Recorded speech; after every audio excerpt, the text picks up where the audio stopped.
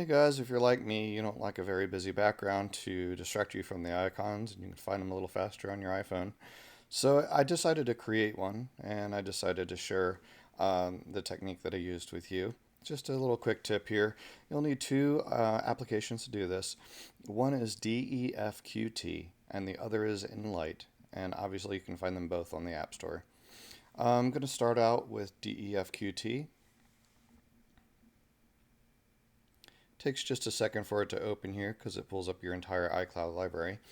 And it's selecting the image that I already want to use. You can select any image, but I'm going to choose this one because it's a little better than my face. So I'm going to click the right arrow key here, get us started. You have different effects that you can use within this one. I'm going to use the wave effect just to show you how this can be done. If you see, it's already starting to modify the image, and whenever you touch, it spins the picture around wherever you've touched. So you can kind of drag it around a little bit. If you hold your finger down, you can drag around. And just kind of manipulate this until it gets into a shape that I feel like is going to make a good background. And again, you just play with it, make whatever you want. And I'm just going to stir it up like I would a good paint blob. There we go. And now what I'm going to do is hit the check mark at the bottom right. It saves it to my gallery. So now I can close this out by hitting my home button, go into Enlight. Okay, it always shows you the last image you were working with. So I'm going to click the one here on the very end. That's the one we just created. So I'm going to go down here to Artistic. I'm going to pull up Painting. And across the bottom here, you'll see that there are different choices, different filters that you can find. Some of them work better than others. That one's a little contrasty. I think it would be a little too distracting.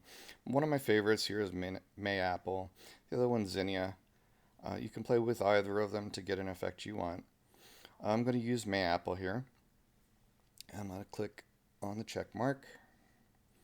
Now, if that's still a little distracting for you, you can go up here to Tools, click Tilt Shift, click on the shape, and make sure it's mirror. I'm going to pinch to close these, and I'm going to turn it, and I'm going to move it off screen. And then I'm going to hit Tools, Intensity, and I'm going to swipe across to turn it up. And so you can completely make your image very soft. Or you can come back here and just do it just a little bit, or all the way to the left again and bring it back to what it was. I'm just going to go with a little bit of blur right there. Now, if I swipe all the way to the right, you'll notice the left-hand side was where we put the line for the mirror, and the tilt shift stays sharp there. So we'll crop that out since we're going to make this an iPhone screen. So I'll leave it right there.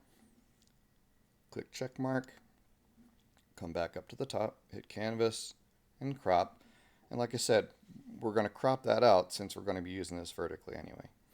So here's your image. You can use it however you like. I'm going to hit crop, check mark, and then I'm going to come up to the top here, hit share, save photo. I'm going to close the app, go to photos, all photos, click the one we just made, click the share button, use as wallpaper. Now you can use this either as your home screen wallpaper, or you can use it as your lock screen. I'm going to hit set, and I'm going to choose to make this my home screen. And now I'm going to close this out. And now we've got this nice background that's interesting but not distracting. Makes it easy for us to see our icons, but still looks pleasant to look at. So if I can come up with any other ideas for tutorials, I'll drop them in here for you. And in the meantime, if you have any questions or ideas or suggestions, please drop them in the comments. Thanks.